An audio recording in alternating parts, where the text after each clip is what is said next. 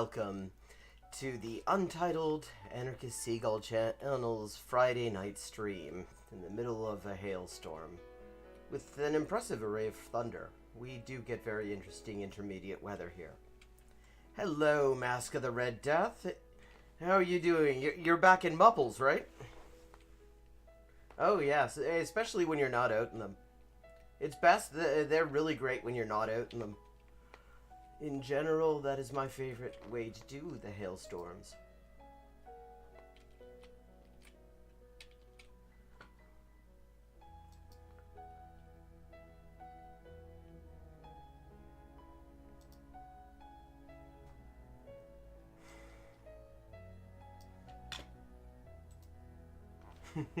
Now, what's the weather like over there? Okay, we are definitely... I'm thinking continental Europe looking at this.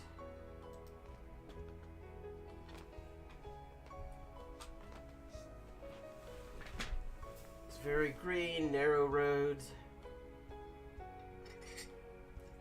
And crucially, it's kilometers. Well, I guess that could also be Ireland. Can't really tell what side of the road you drive on when it's only one lane.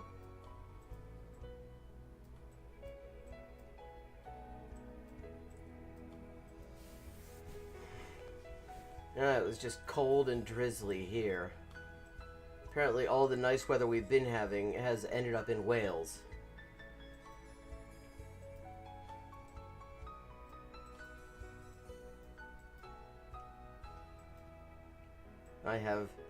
We're in for a treat tonight. We're going to find out what the fuck City Builders Day is. Okay, I see a blue edge on that plate. And it's a Citroën. Okay, I'm gonna say... reasonable chance that we're in France. How's my audio, by the way? You hearing me okay?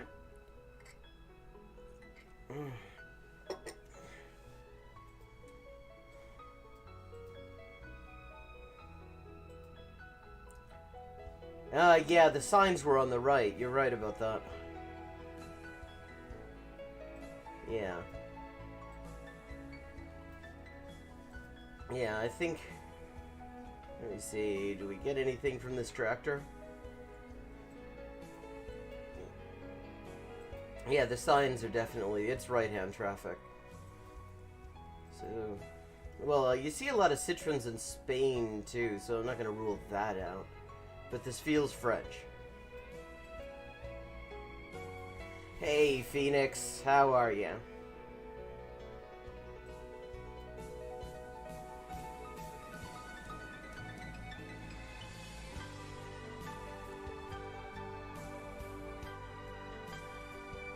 Three 875-8882. Okay, that's interesting. I guess that... No, you wouldn't write a phone number like that in continental Europe. I don't think it is a phone number, because you'd put a 0 at the front. So, fuck knows what that is meant to be.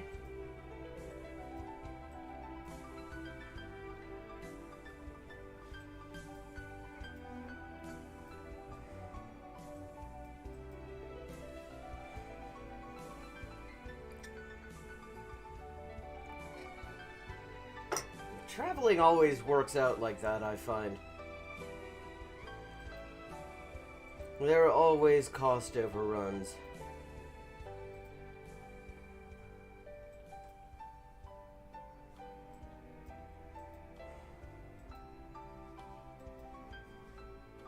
Oh, okay, here we go. Italy, we're by Rimini. Cerasolo, Mulazzano, Ospedaletto, Coriano. Okay, Italy. Coriano, Fairano. Okay, let's see, we are not far from Rimini, clearly. Oh, hell.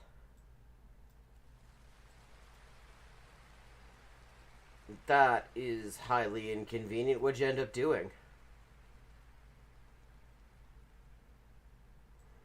Town in Italy called Cattolica. That doesn't really narrow it down, I would have thought. Fiabilandia, Villa Perucchio. Ah, shit. Yeah, that'll eat into your budget.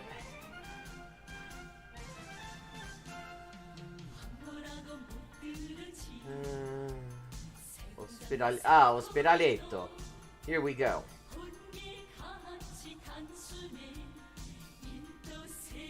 Wait a second, Dogana? Do you have to fucking clear customs between Italy and San Marino? I guess not. No, not anymore. That's a town. There's a sports field named after it.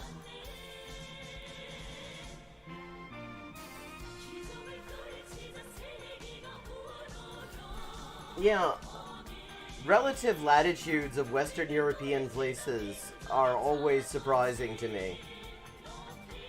Okay, Faedano, Coriano, Spiraletto, Mulazzana.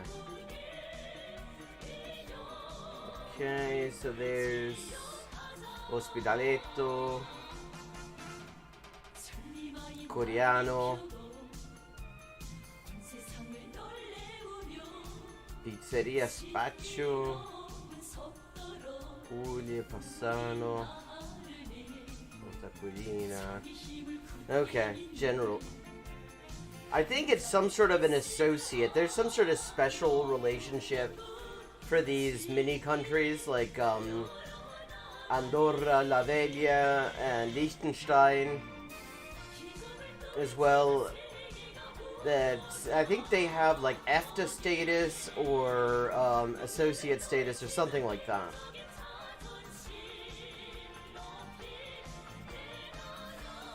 Okay. Girasolo, Spiraletto. 3.3 miles, not bad.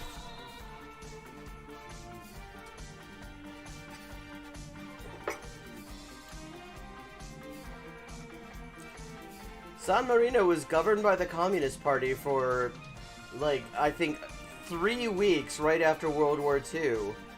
It is the US-backed coup nobody's heard of because basically very little actually happened. It was just Italian cops, carabinieri, surrounded the borders and basically didn't let anyone in or out. And they just sort of waited them out for a month and that was it. Okay, we've got green signs. We're in the U.S. Olson Highway, Interstate 55 and Interstate 94. And 7th Street North, Cintas. Yeah, this is as U.S. a panorama as it gets, really. This is Minnesota?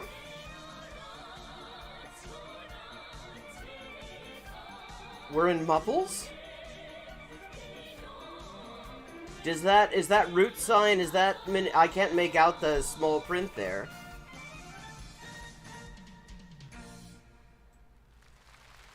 It's County Route 81. Is that a Minnesota sign?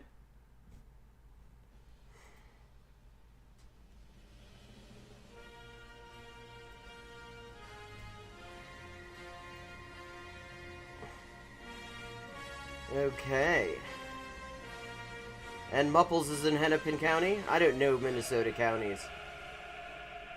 Only thing I know about Minnesota is stuff I learned from MST3K, to be honest.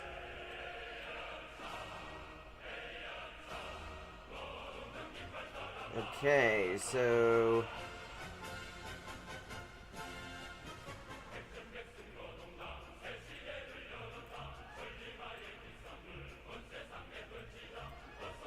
Okay, wait a second. What are we looking for? Washington Avenue North and West Broadway Avenue. Sounds like city center, doesn't it? Ah, that's the 9-4. Okay.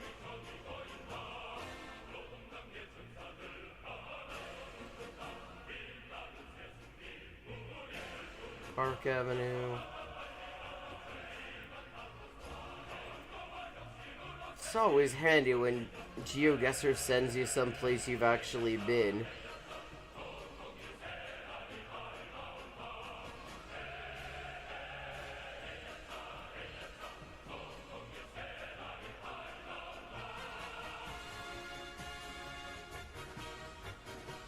Willow Street, Lowry Hill, exit 229.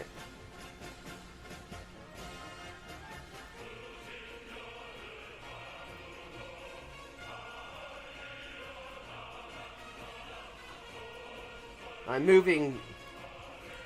moving back so we can get the exact one. Okay. So, we've got the 5-5, the 9-4. Okay, and Olsen Highway.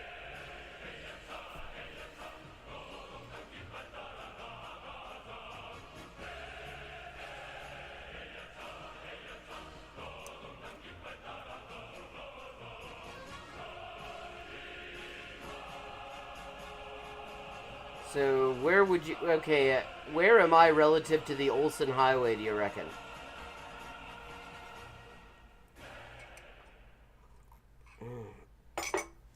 Good tea.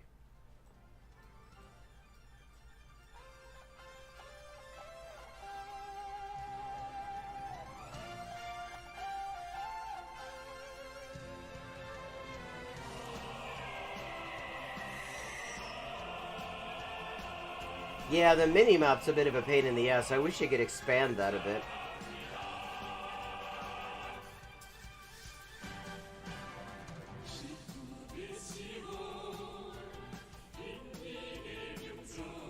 Okay, North 7th Street. Hold a second, is that? Yeah, 7th Street North, okay. Yeah, that's promising.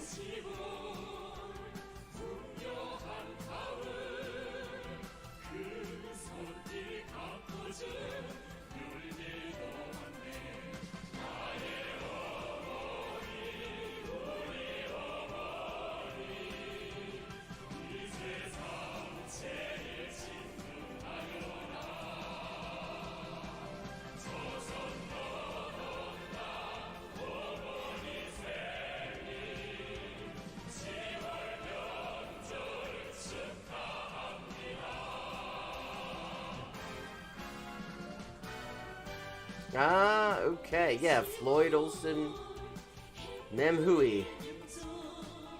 149 yards. 5,000, that's like only the second 5,000 I've ever gotten in this.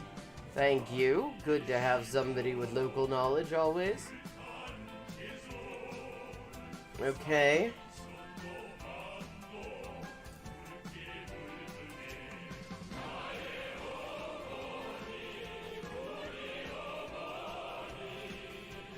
I don't know why, but I feel like I'm in Ireland. Except that doesn't make sense because this is clearly set up for the right side, so not. Yeah. Yeah, it does look like the US, but these road signs are definitely wrong. And it's definitely not Ireland either. Because this is all set up for right-hand traffic.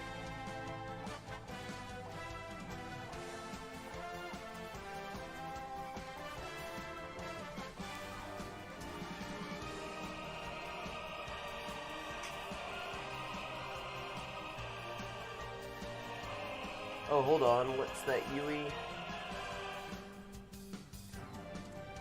Okay, it is a Russian sign. Or it's Cyrillic anyway, so it could be Bulgaria too.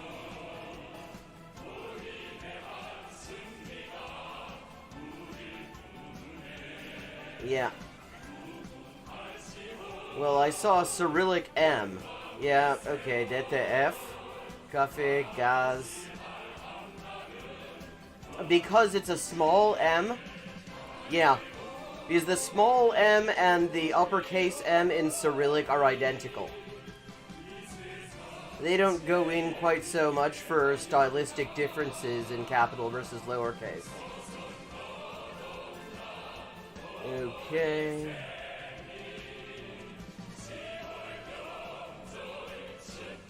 Scano, Infarcom, Petrol Plus, Gazprom, Scanoil, Sberbank. Okay, Sberbank. We are in Russia, I think. Топливо качество. Это Евро, Gazprom. Okay, yeah, definitely Russia. Yeah.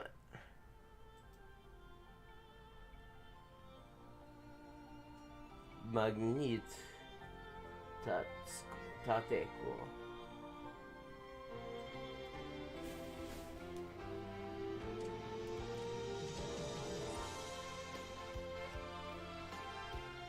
You're gonna mention the Putin J.K. Rowling thing, I'm guessing, which I have to say that it was beautiful because apparently she is squirming to try to get out of it. Very much did not. Oh, yeah? Okay. Раз автодор. Российская автодорога. This is Russian National Highway 486. Okay, speak. PGMs. Okay, and there are... Okay, scan oil, Russia, and there are reindeer. Tatneft, Agniapasna.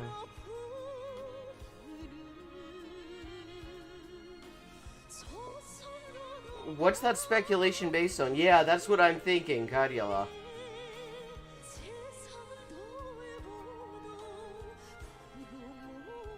Ah, shit. Now I'm wishing I'd made better note of that. 490 something?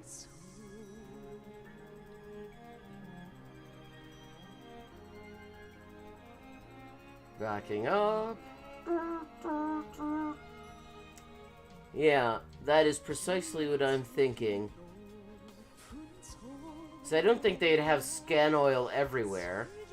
And they certainly don't have reindeer everywhere. They do have reindeer over a... Yeah, 416. Okay, we're looking for Ras Aftador 416, which we're hoping is in Karyala.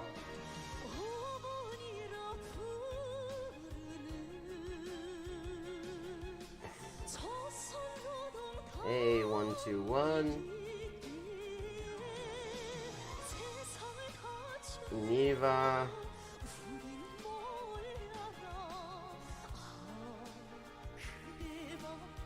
Yes.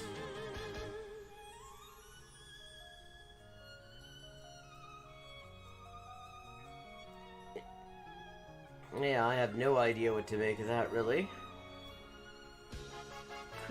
I mean, I suppose it could be true, but, I mean, it would also depend on their manufacturing supply chain and all sorts of other shit. Okay. This is not proving to be the slam dunk I was hoping it was going to be. Maybe we will get a sign saying what's nearby, and that will sort it. But I still think we are in the Finnish-speaking part of Russia.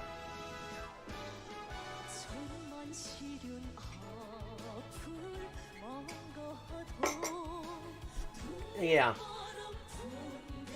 Smaller economy than... I think it's like half as big as Germany's economy, which, given the surface area it's covering, is absolutely incredible. 417. Oh, these are kilometers. 416, 417. These are kilometers. So that doesn't help anything.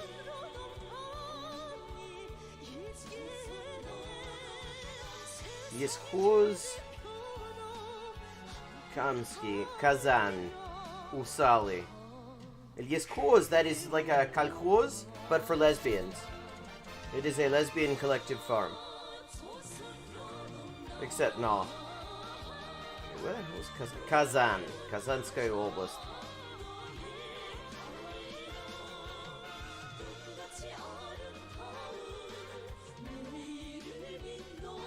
This was Kamsky Usali.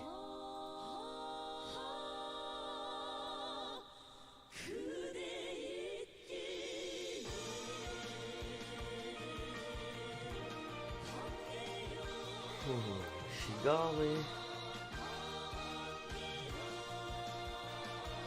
Vilulinskого Zvieresovkhoza.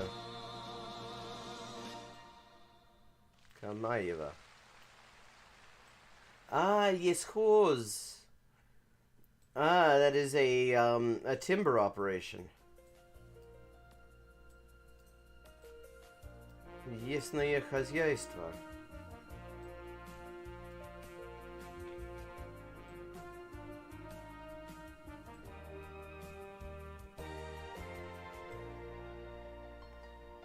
Чебоксары.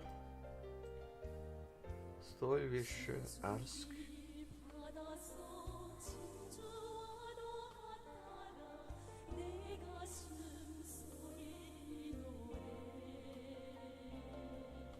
Chistopol.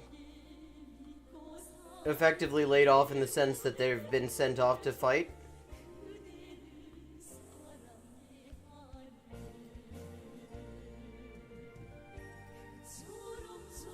Rybная Sloboda. Fish freedom.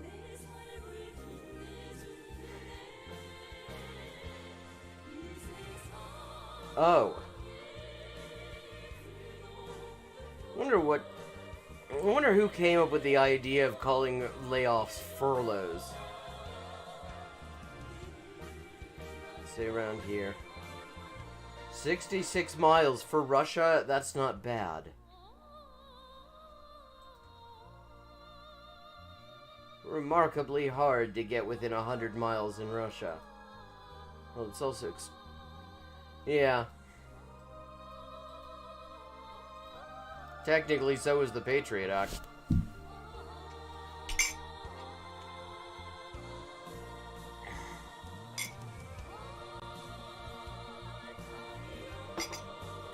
Ricky's hair salon. Okay, we are... is that 301, 304? Yeah, let's see. Well, US or Canada. I can't make out that area code. It's 30 something. 1 or 4 is my guess. 301 would be fucking thing. Maryland. We had 301, I think, last time.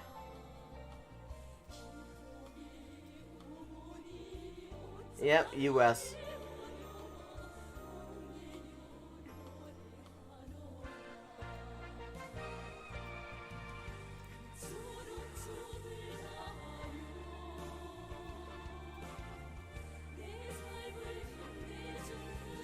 St. Matthew, installation of officers. Like, what do they stick them in, I wonder? Like, are they a source of energy? It sounds like the church has had a coup.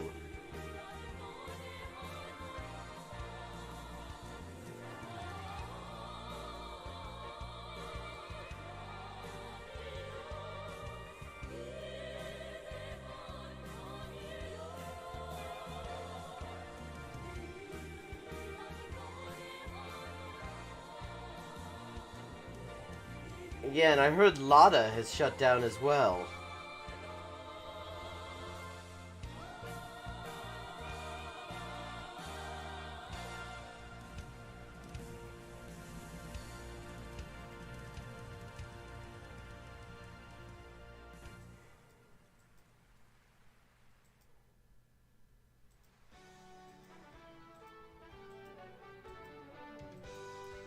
Okay, that was a useless diversion.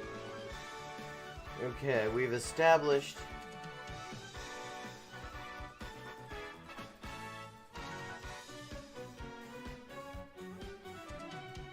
that Better Back has not been built here.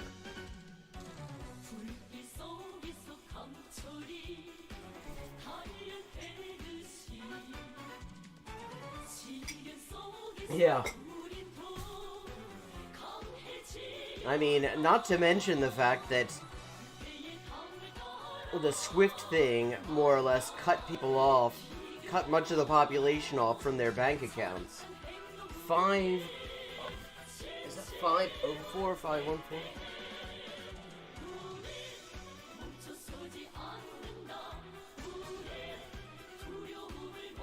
514. Isn't that Montreal?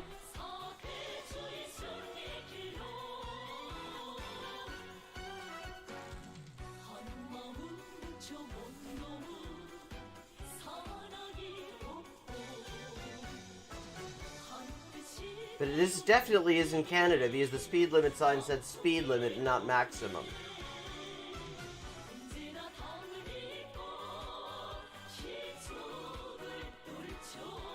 And the sign says stop and not arrêt. Dead end. God, this is like...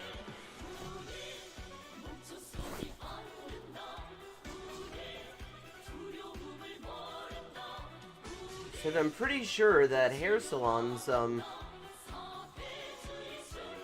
phone number was 304 or 301. I don't think that was a 5. I mean, admittedly... Oh, this might give us some... Let me see... St. Charles Parish Public Schools. Parish Public School. I mean, that sounds like Louisiana, all of a sudden.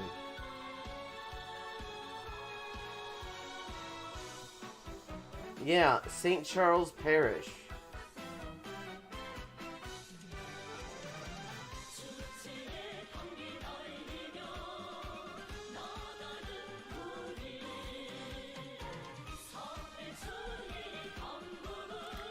St. Landry. Iberville, Jefferson Davis Parish, Acadia, Lillian, Iberia, Terrebonne,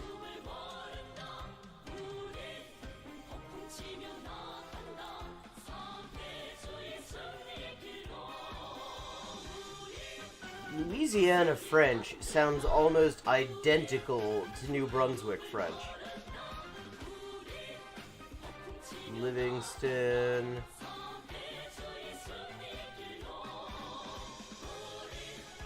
Yeah, we're in Louisiana.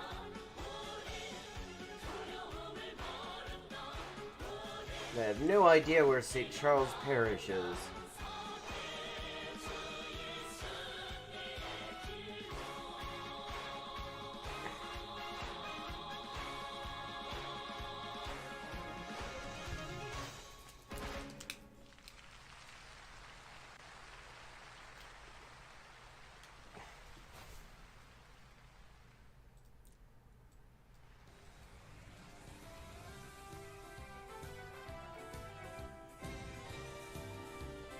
St. Charles Community Path. Okay, this looks like some sort of a state route. Maybe we'll get something in the way of an indication of where the hell we are. Oh, hold on, that looked like a town limit sign. Norco.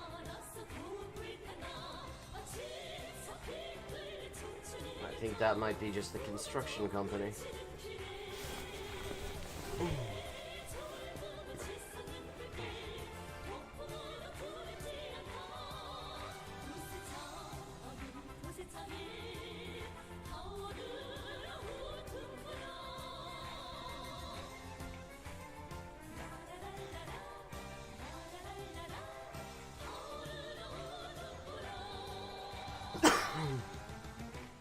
Oh, it's a municipality in St. Charles Parish. And it has a sewage treatment plant in it.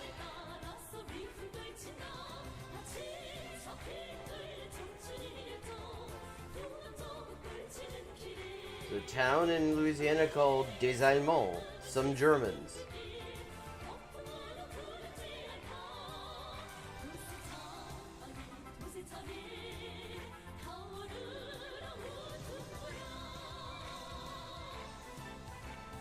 Norco, here we are. Oh yeah, Valero. I saw something. The community path was sponsored by Valero.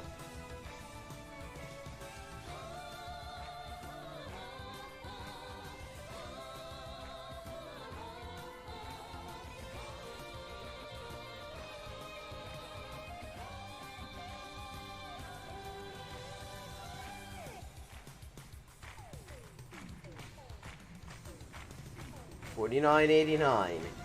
And for our final round, we are... Oh, that's a panorama defect.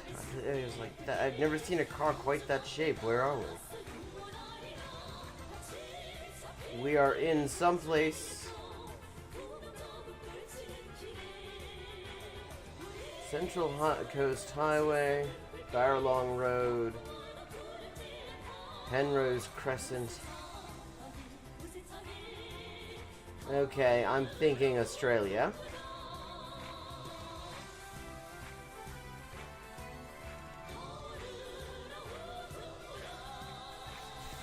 Baralong Highway, Central Coast Highway.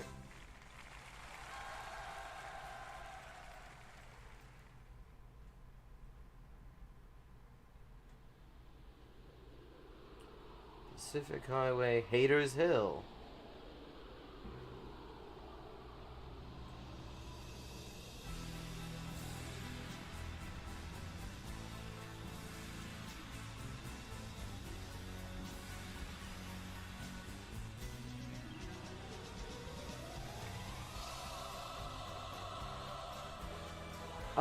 $48.98.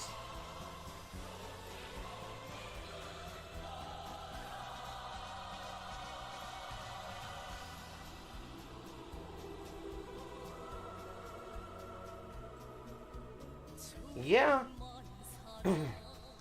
Reasonably good scoring. Okay, A1, and what was I looking at here? Hold on.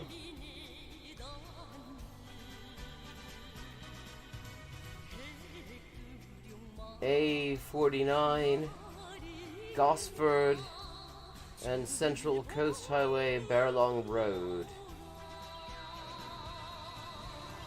Mystery Bay.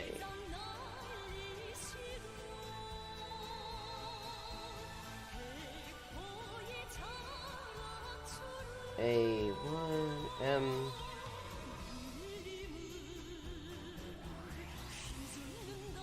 A8.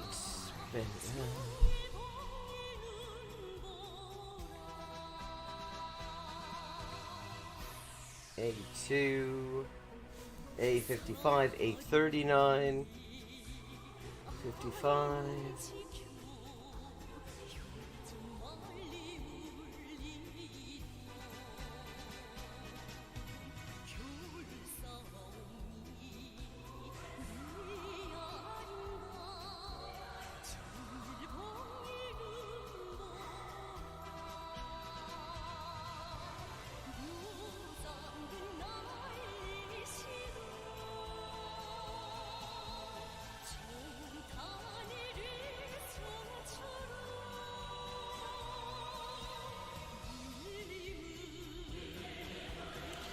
Penrose Crescent.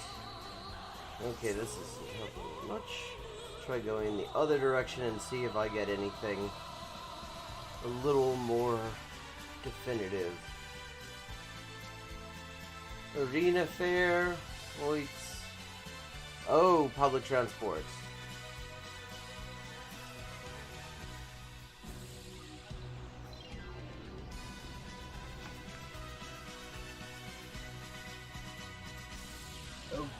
Now in the buses.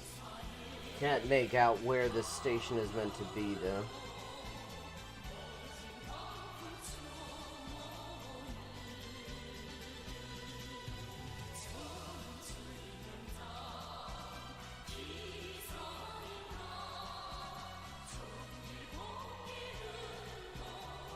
Four Tree Lawyers.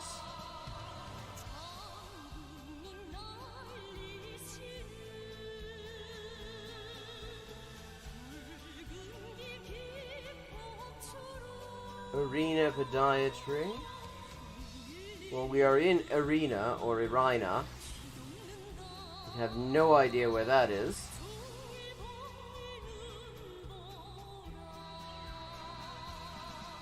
Cornerstone Christian Bookshop. Terrigal.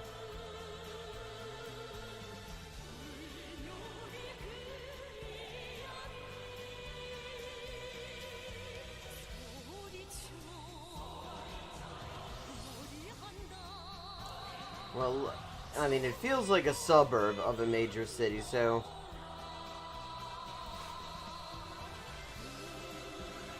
Gonna try that. Penrith, Glenmore, Liverpool, Maryland, Picton, Cronulla, Shaftesbury, Durrell, Rouse Hill. You know that Burger King in Australia is not called Burger King.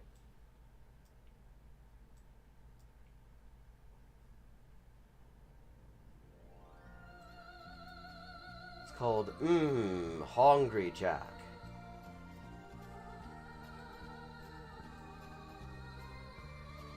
Luddenham, Greendale, Bringelly, Oran Park, Campbelltown. Arena is what we're after, and I'm not seeing it here. I don't think it's a Melbourne suburb because... Yeah, it's called Hungry Jack.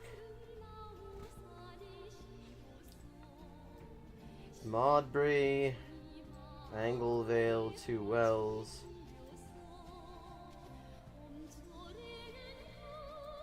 Penfield Gardens, McDonald Park. One Tree Hill. Wasn't that a show?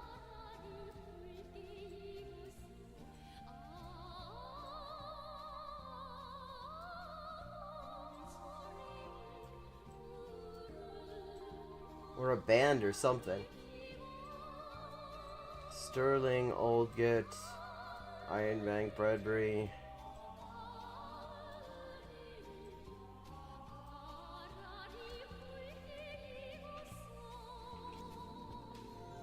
Sullivan Beach. Huh, I wonder if it's any relation. I never saw it, I just remember hearing the name occasionally. Semaphore Park. Waterloo Corner. Lewiston.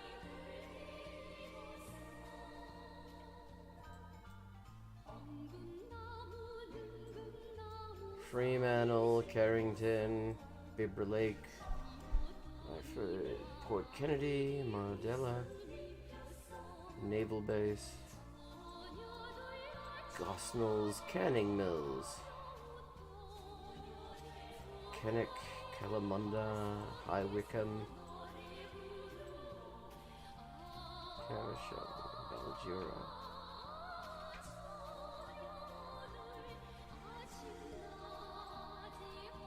Arena. Come on, Arena. You must be. Gingerly. Norgap. Okay, let's try Brizzy.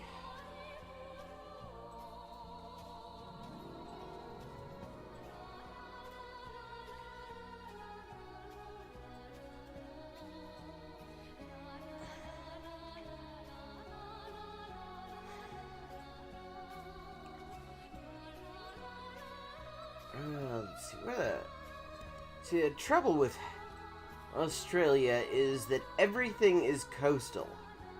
Basically, most of the population lives on the coast. All the major cities are coastal, so coastal references are absolutely useless when trying to narrow it down between one city and another. Oh yes, what are you finding out? Why did they end up calling themselves Hungry Jacks? Clontarf, Kippering,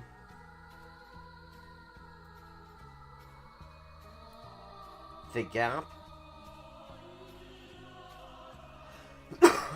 Indoor.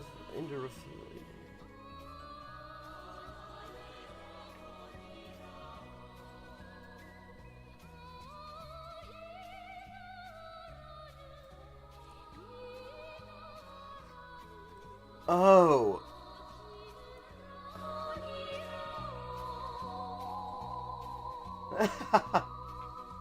I love it. In Ireland, there's McDonald's lost similar litigation.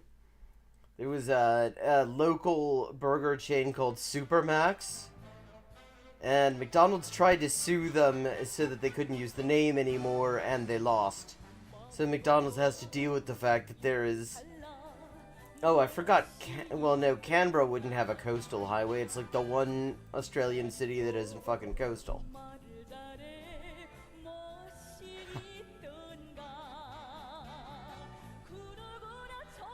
God, I don't think it would be Melbourne because I know more Melbourne suburbs than any other city in Australia, and I've never heard of Arena. Macclesfield, Dandenong, Mount Eliza, Frankston South, Tooradin, Kuirup, Tuarong, Portsea.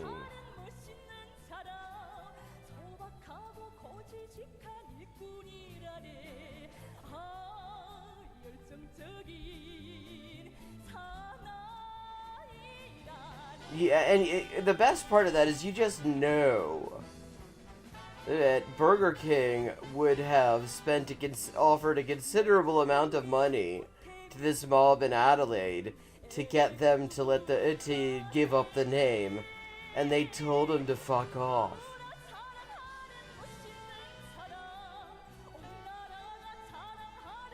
That actually makes me want to go to Adelaide and check out this burger place just because they knocked back Burger King. It's probably shit. Oh, come on.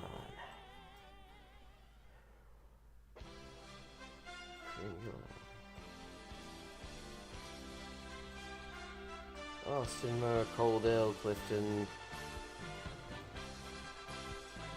Oh, wait, haven't checked out Darwin. That's a possibility. Darwin, Nightcliff, Casuarina.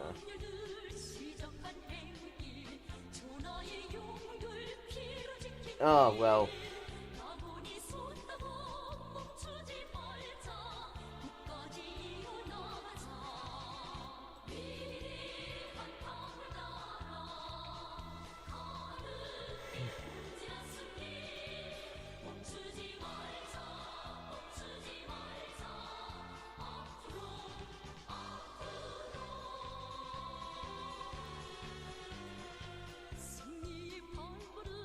Yes.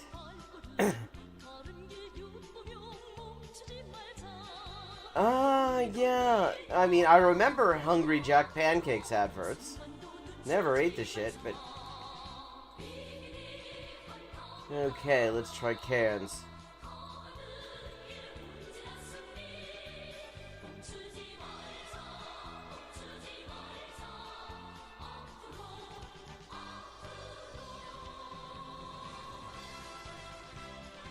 Portsmouth, Cairns North, Canimbla.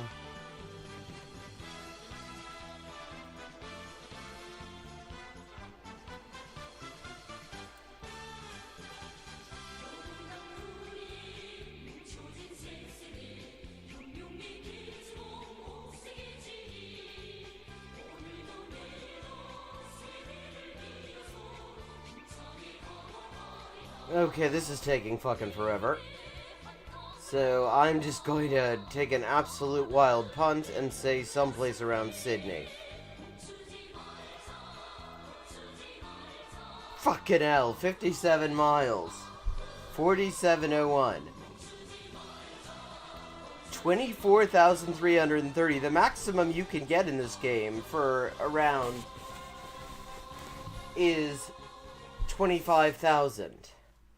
Okay. Now.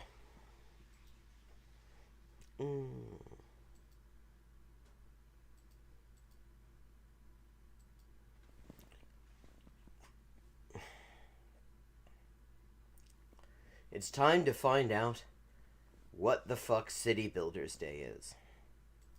Let me know if you can hear the video okay. Hey everybody, how are you doing today? It's one of those lovely afternoons. This will be my last stream from Texas. Tomorrow I'll be back in the great state of New York. Now, for anyone who missed it, the opening of the Center for Political Innovation, Caleb Muppet's vanity think tank, involved singing the Soviet national anthem and the Star-Spangled Banner, and probably the Pledge to the Flag. But today we're going to look at City Builders Day. This is there, and from posts that I saw on Twitter, this is honoring Julius Caesar, who is apparently a working class hero. Just a total normal communist thing to do. However, the Adelaide restaurant's trademark opening its own tried suing Hungry Jack, failed to make restaurants to keep the franchise.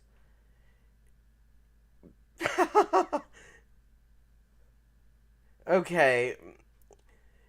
Hungry Jack. See, it's really good that they didn't become Hungry Jack in the rest of the world, because HJ as a logo, there's some places where that means something kind of different. I mean, there's a major law firm in Cardiff, and their logo is HJ, and I guess they don't have any branch offices in Germany, because they would completely have to change the logo, because that means Hitler Youth. And my lovely Brooklyn apartment, but I figured we might as well use this amazing background and our amazing comrades like Ben Rubenstein while we got them, right? So it's going to be great. We got a great stream for you today. Yes, I know it's only in Australia. I have to say, this is somewhat, despite the fact that this camera angle sucks, it is significantly better production values than I'm used to for him. Happy City Builders Day, the Center for Political Innovation official holiday. We're definitely going to talk about that. We're going to talk with David Cedillo. We're going to talk about City Builders Day. We got some clips. City Builders Day. So he's made up a holiday now. It's going to be awesome. So I guess we'll just jump right in to the intro. Spoken of the American century. I say that the century on which we are entering can be and must be the century of the common man. Okay.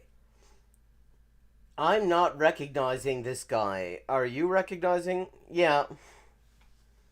Are you recognizing this guy? The voice is vaguely familiar. The century of the common man. What do I get if I look up that? Maybe that'll be it.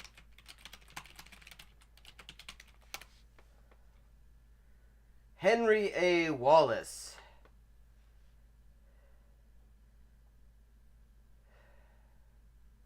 Wasn't he? He was Roosevelt's vice president. That's who he was. Okay.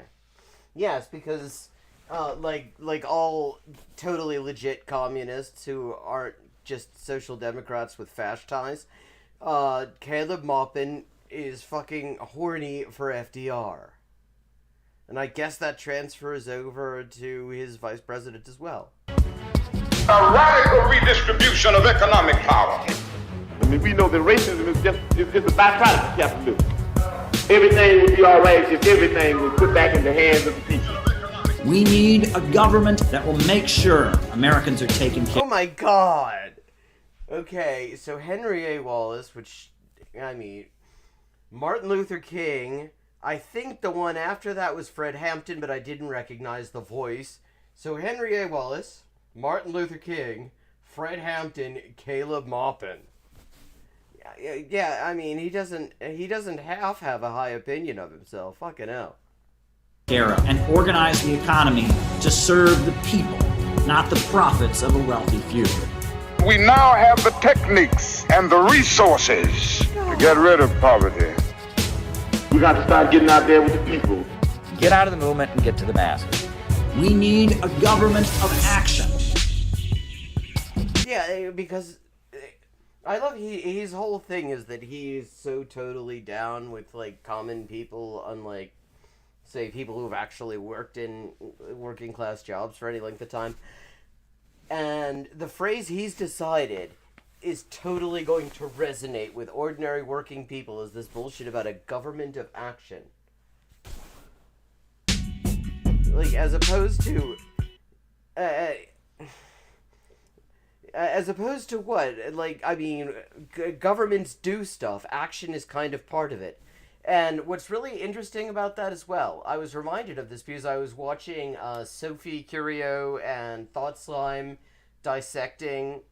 Yeah, well, and the worship, and it's not just the power worship, but he's like inserting himself in, placing himself as a figure on par with like Martin Luther King. And fucking, I'm not sure who, I didn't the camera work is the way this weird cross dissolve. I didn't get a good look at the face, but I think that might have been Fred Hampton. But yeah, I know. I mean, he thinks he's gonna be like the fucking next Kim Il-sung. But okay, so the government of action thing. So I was watching his book, Bread Tube Serves Imperialism, being dissected by Thought Slime and Sophie. And he has a whole thing in that fucking book about how Bread Tube's focus on action over ideology. Because, you know, there's one criticism you can make of Bread Tube, it's that they're way too oriented towards concrete action. Makes them fascist. And he's got government of action, whatever the fuck that means, right in the name of the thing.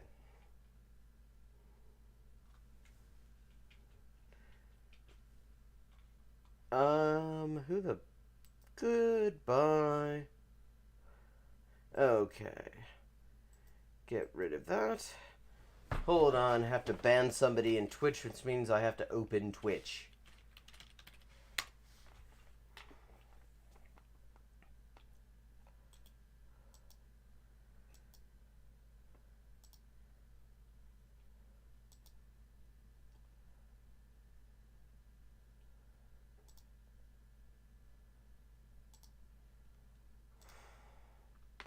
Goodbye, Dr. Dryden.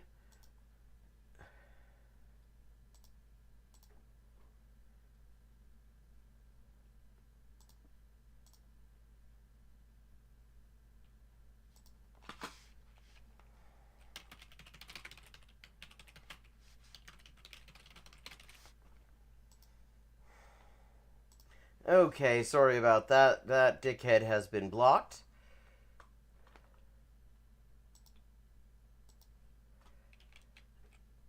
Right.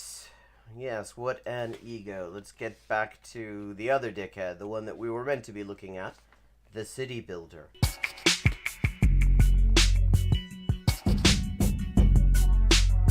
All right. Welcome. Do you think he realized that CPI actually stands for Consumer Price Index already? I mean, that is such just a lazy-ass name. Everybody, we're going to just jump right into our first chat. This was one of our speakers at the conference.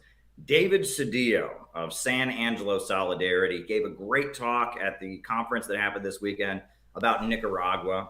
He's a great organizer in San Angelo. Hey, David, how are you? Hey, pretty good, Caleb. How's it going, brother? All good. I'm just opening the unnamed diet beverage, pouring it into a cup of ice. As always. You're back in San Angelo, right? Oh, yes, sir. It feels good to be unnamed diet beverage. Okay, I'm going to skip this. Move up a little bit. That set us up to meet was just mind-boggling. All the different sectors we got to see: the agricultural, the medical, the disaster relief, the constructions of their roads and infrastructure. It's just an all-encompassing tour that I'll never forget for the rest of my life. That's for damn sure. Yeah, I mean, you've seen socialism up close, and you gave in your presentation a lot of details about what socialism actually means in the lives of working families. I mean, this wasn't some existential thing like, oh, you know, people are more empowered and there's more inclusivity or whatever. It was actually like real concrete measures. My announcement is I will be running for single-member District 3 City Council of San. Okay, electoral grifting. Well, hello. You missed the GeoGuessr bit. We did GeoGuessr already. I just finished GeoGuessr. But welcome anywhere. Where are you joining us from? want to make a legitimate thing happen, we're going to work with those people, and that's what our organization, Not Rolling really Black, interested in this are guy. I want to hear forced to. Caleb Maupin say San his Angelo whack shit. solidarity. So I want to thank you from the bottom of my heart for giving a great talk at the conference. And I want to thank you from the bottom of my heart for coming on this stream. The work that you do is deeply inspiring to everyone. Thank you very much. And I hope you have a lovely afternoon here in Texas. Sound good? Oh, yes, sir. You know I will. This is a guy called David Cedillo from Texas, apparently, who just toured Nicaragua and is talking about it. And apparently he's also running for a political office. So I will. Yeah. I'm going to get some Whataburger. And everybody check out cpiusa.org, folks. Yes. And where can they follow San Angelo Yes, don't do that. It's really not worth it. Solidarity? San Angelo Solidarity is San Angelo Solid 1 on Twitter, and San Angelo Solidarity on Facebook. David, very the good. chat. Well, thank you, David, and have a lovely.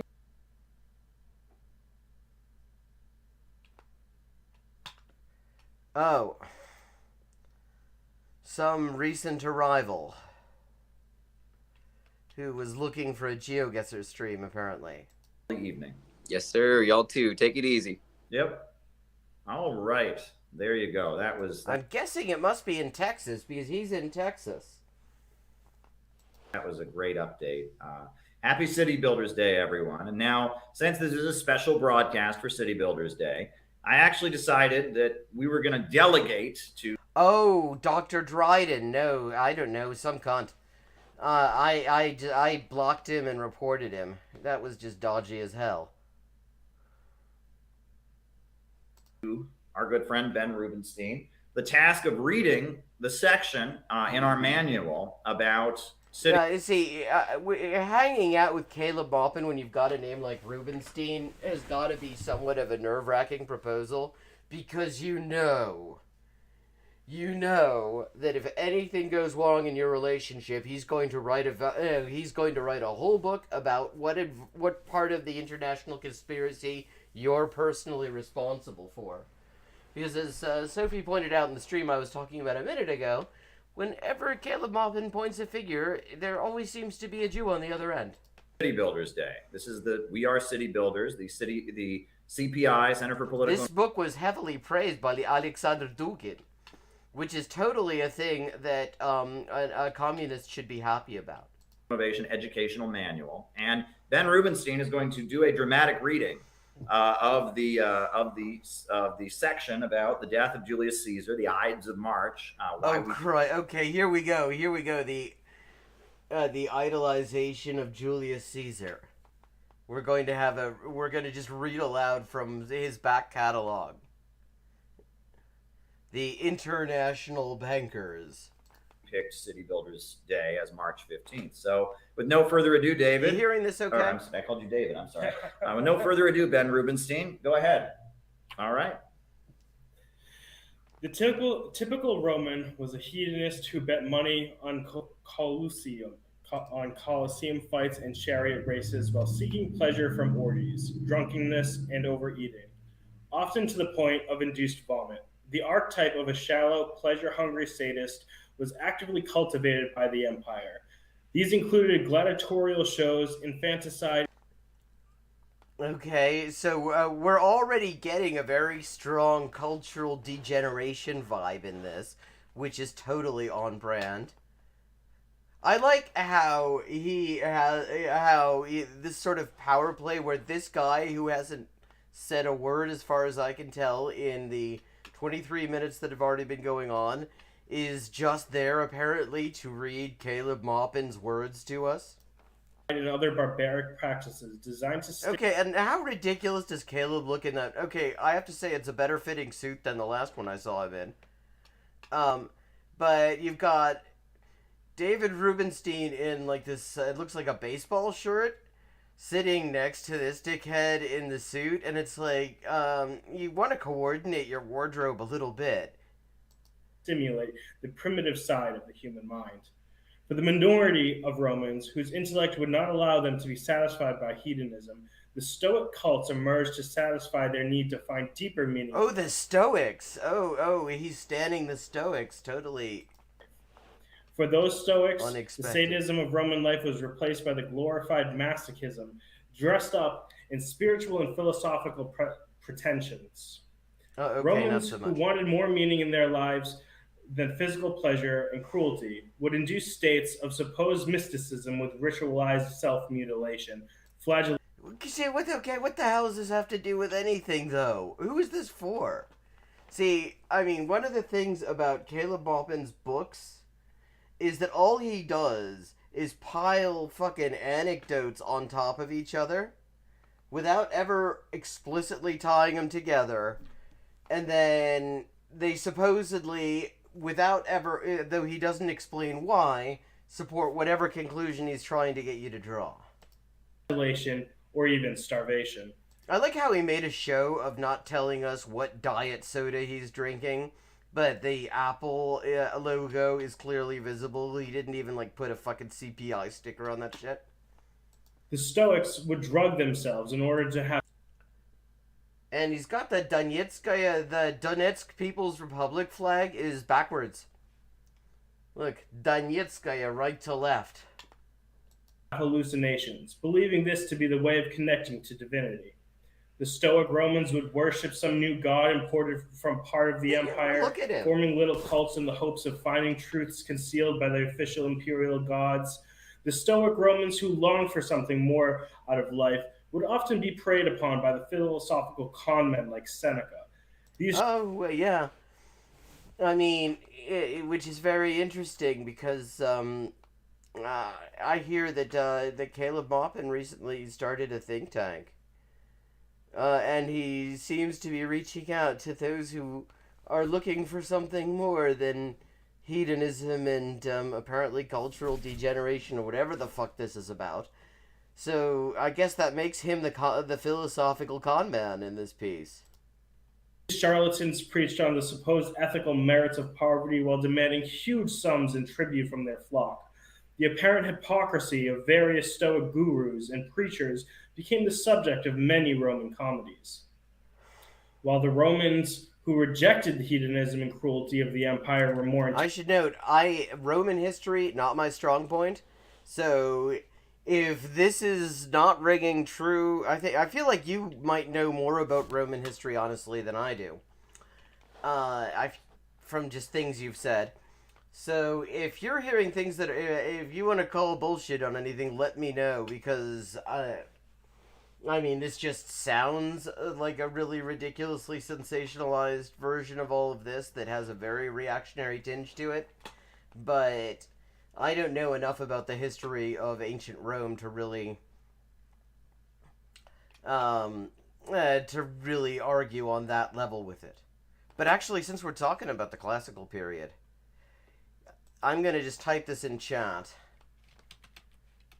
There's a Stanford lecture that if you like unexpected ancient technology sort of things, is fucking fascinating.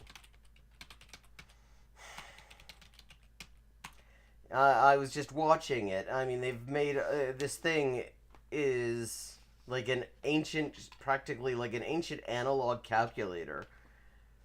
That they've reconstructed using 3D X-ray technology. But definitely worth watching if you're interested in that sort of thing. But let's go on here. We're intelligent and had potential to create real change. Their ability to break with the societal norms was simply channeled into another avenue of self-destruction. Yet, even within this nightmare of historical reaction called the Roman Empire, the city-building tendency within humanity asserted itself. The city-building tendency within humanity. Julius Caesar, a military man born among the aristocracy, emerged in the late Roman Republic to present a progressive vision. Michael Parenti's award-winning work of political science and historiography, The Assassination of Julius Caesar, A People's History of Ancient Rome, tells of a maligned populist and reformer who championed Wow, this is actually the first time I've heard him actually cite any kind of literature in any of his fucking books.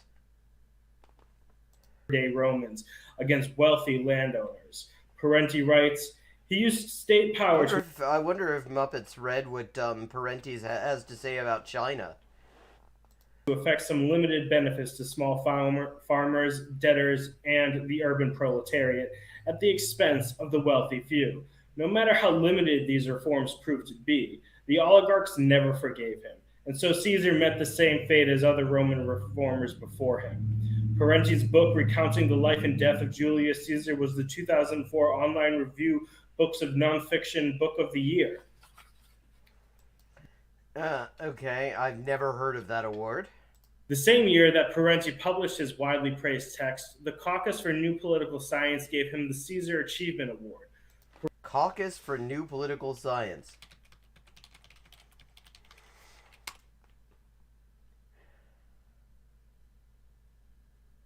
Okay.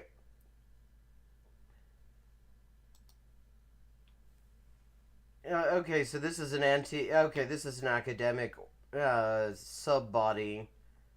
Okay, these people seem halfway legit. Parenti's scholarship was groundbreaking because it showed Julius Caesar in a completely different light, challenging the narrative put forward by William Shakespeare and the Roman historians who favored the perspective of the wealthy elite. Parenti draws from the words of those who demonized Caesar to show that their contempt was rooted in their own class interests. Parenti quotes sources such as the Greek biographer and essayist Plutarch, who accused Caesar of, quote, stirring up and attaching himself to numerous diseased and corrupted elements in polity, end quote. Parenti also quotes Appian, another... See, God, I mean, this is so fucking awkward. He's sitting here drinking his diet whatever the fuck. Well, this guy, who clearly was not prepared for this because he is having difficulty with the flow of the... Well, to be fair, Caleb Maupin's written sentences flow like a fucking gallstone. He just doesn't... He cannot write. The writing is not the man's gift. And it is really hard to figure out how you're supposed to stress these sentences because they just go on in all these weird-ass directions. So, not actually a criticism, but he's clearly was not prepared to do this, it seems to me. And just Maupin just sitting here, like, fucking drinking his drink with this, like, very effete look on his face. And it's like, what the fuck is this? Roman historian who describes Caesar as... Is this guy only here to just read Caleb Maupin's words in his presence? Having introduced, quote, laws to better the conditions of the poor. The specifics of Caesar's reform show him as a thoroughly progressive-minded leader. Caesar sent the unemployed proletarians of Rome to rebuild cities. Oh, you can tell when you've got a true, like, when you're, like, really tapping into communist communities, when you've got a follower who loves your book, whose name is Punisher246. States throughout the empire in the hopes of making them thriving centers because they don't understand it. Caesar constructed public libraries, giving the citizenry access to written records and information. Caesar cracked down on money lenders, lifted the... What? Okay, wait a second, though. Because the thing is, and this is something I don't know, but what percentage of the citizenry was literate in Caesar's day? Like, how many people would those libraries have been of direct personal use to, I wonder? Restrictions and penalties. Let's find out. Literacy, Rome.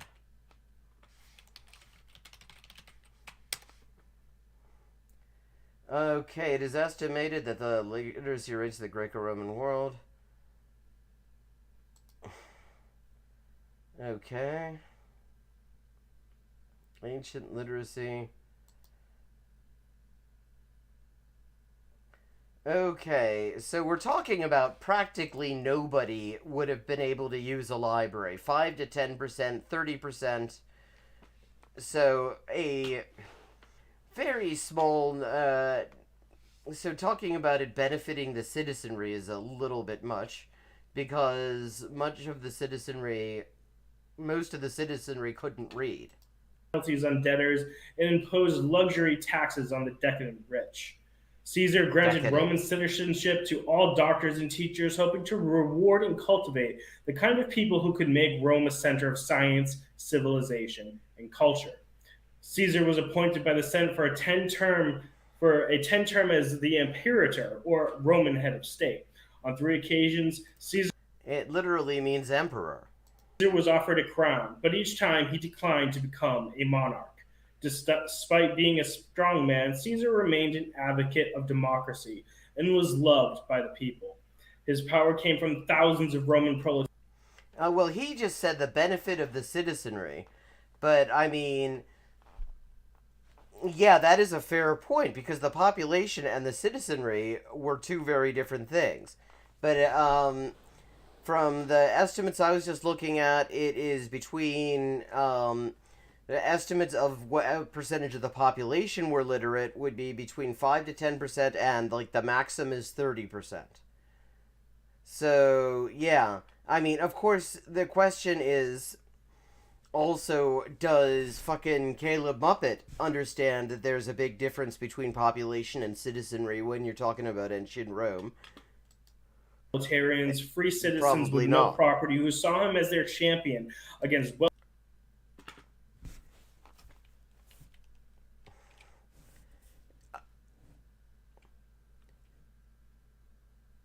You can't hear me? Yeah, okay.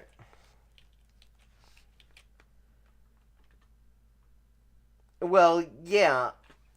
Although, I mean, that's still, when we're talking about the citizenry versus the population, we're already making a distinction of, in terms of making a significant class distinction as well, because the citizenry was certainly also, I mean, yeah, there was inequality within the citizenry, quite a bit of it, but they were still well above that significant number of people who lived in Rome as slaves. And so, I mean, access to libraries wouldn't have done a whole lot for them in particular. wealthy landowners and senators. This mobilization of people as a populari, or a populace, made Caesar far more powerful than any king or emperor could be. Caesar's vision for reconstructing Rome's society involved mobilizing millions of people, not as a plundering raiders extracting tribute, but as city builders, continuing the great project of making music, for which Socrates had. God, it's like, what? So all he's doing here is just posting like the sort of sycophantic comments or from chat or whatever the hell this is. I'm not sure what format he's using to stream this. God, I mean, this is such cringe. Had been executed by a similarly cruel, short-sighted elite. Parenti explains, quote, "The Senate aristocrats killed Caesar because they perceived him to be a popular leader who threatened their privileged interests," end quote. The greatest sin of Julius Caesar in the eyes of the Roman elite was his talk of land distribution, ensuring that a tiny oligarchy would not maintain a monopoly over the main sources of wealth for Roman society. The mines and plantations, Parenti quotes Plutarch in describing how Caesar's. Well, yes, he was. And depending on how you define elite, you could actually argue that the citizenry were at the very least sort of a petite elite. I mean, you couldn't really, considering that to be a citizen was already miles above the situation of the enslaved segment of the population. There were already, I mean, no, of course he wasn't. I mean, I'm pretty sure I would have heard that by now if that had been the case, and from a better source than fucking Caleb Muppet. Land reform law, quote, provided that almost the whole of Campania be divided among the poor and the needy, end quote. Caesar. Okay, and how did he define that? I don't think he said the poor and the needy. What were his terms for it? Because, I mean, is he talking about improving the living standards of just the less well-off citizens. Yeah.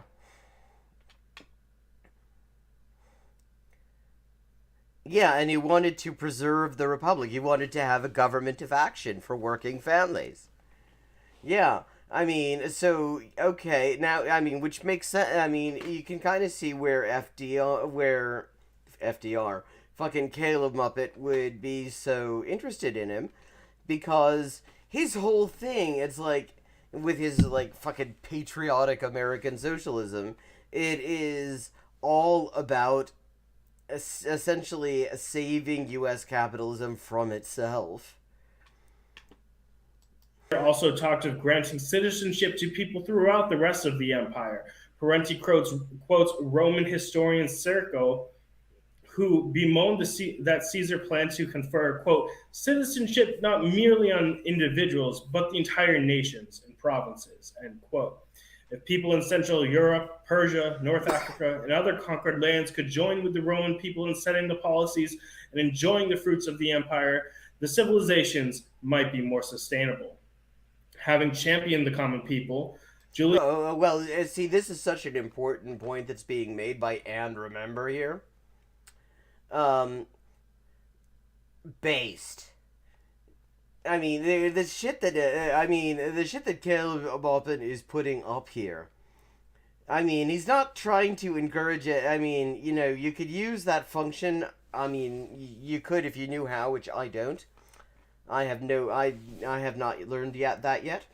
You know, to bring up important points that you want to have a discussion about, but all he's doing is pointing out that there are people kissing his ass in chat.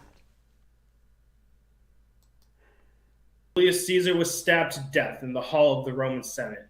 Parenti explains the assassination. Quote, Caesar was branded a traitor to his class by members of that class. Happy City Builders Day. This is not a fucking actual holiday, you dickhead. The unforgivable sin of trying to redistribute, albeit in modest portions, some of the wealth of the modest proportions, note. Very rich tirelessly siphoned from state coffers and from the labor of the many. It was an unforgivable. He's nodding along to his own words here. Yep. Yeah, agree with that. Yeah, I guess I fucking wrote it. It was unforgivable that he should tamper with the system of upward expropriation that they embraced as their birthright. Caesar seems not to have comprehended that in the conflict between the haves and the have-nots, the haves are really have-it-alls. The Roman aristocrats lambasted the palest reforms at the worst kind of thievery. To people through this Caesar, the wealthy on the 44 BC. Liberty, end quote. The assassination of Julius Caesar, though, we're not gonna just watch him reading. Was met with riots and rebellions among the people, ultimately doomed the Roman civilization. Some of the very senators who had stabbed Caesar wept by his funeral pyre. They realized that their empire needed a progressive thinker, a strong leader, an advocate of kindness, a government of action, if you will, compassion, and solidarity to lead it towards something better. But yet, in love with their own profits, the greedy and rich had stabbed to death the very person who could save their empire from its own self-destruction. Vandal tendencies. Thank you very much, Ben. Very good. And that's today. Very good? Wait, was this his fucking reading test then? What the fuck? Very good. Could you be a little bit more condescending? Like, this guy has not gotten it. I mean, he's sitting here next to him. He has not actually gotten to express a single thought of his own in this entire thing. And now this dickhead is going to, compliment him because he can read? Hey, it was, I believe, was it 44 BC? In 44 BC, on the Ides of March, which is March 15th, the story goes that Julius Caesar had been warned by a soothsayer that he would die on the Ides of March. And the soothsayer told him, you know, you're going to die on the Ides of March. And okay. I think you just said that, actually. So the soothsayer who was telling him he's going to die on the Ides of March just said, Hey man, you're gonna die on the Ides of March. I didn't know why the soothsayer's from Brooklyn. But, I mean, last I checked, soothsayers tend to be a little bit more oblique. I mean, where did he get the only soothsayer in Rome who would actually commit to a concrete prediction? He didn't take it very seriously. He woke up in the morning and he was planning to go to the Roman Senate and give a speech. His wife woke up and she had had a nightmare. She also said to him, "Don't go to the Senate today. Do not go to the Senate today." And he said, "I have no interest in your womanish superstitions." And he went to the Senate. And as he was walking to the Senate, he saw the soothsayer. And the soothsayer, he pointed to him. He said, "The Ides of March is here," like kind of taunting him, like, "Look, I'm still alive." And the soothsayer said, "Yes, but it's not over yet.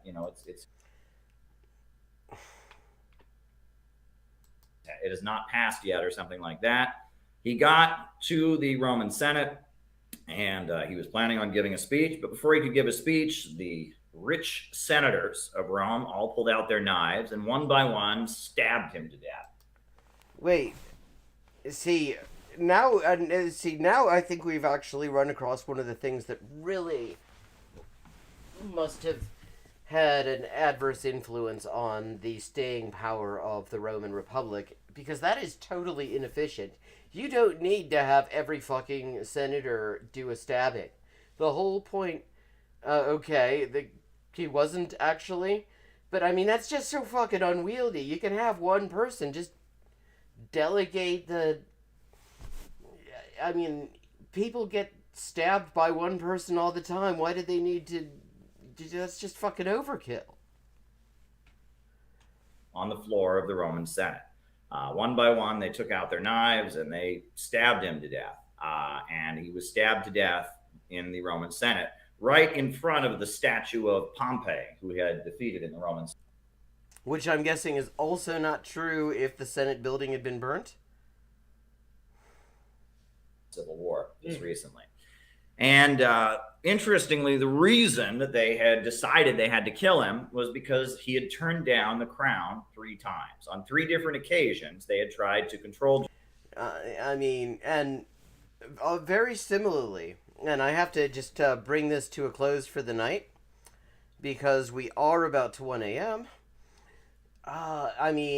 In a way, Caleb Maupin too has turned down the crown of Burger King 3 whole times. So I don't know, if I were him, I'd be watching the back of this guy that he's just got here to sort of sit around gormlessly and read his crappy book out loud. But in any case, it is time for me to wish good night to all who are watching. I will be back tomorrow at 11:30, and there will be GeoGuessr. There will probably be a bit more of this city building bullshit, or maybe something else. Okay, so I guess they probably would have had a statue of Pompey at the theater too.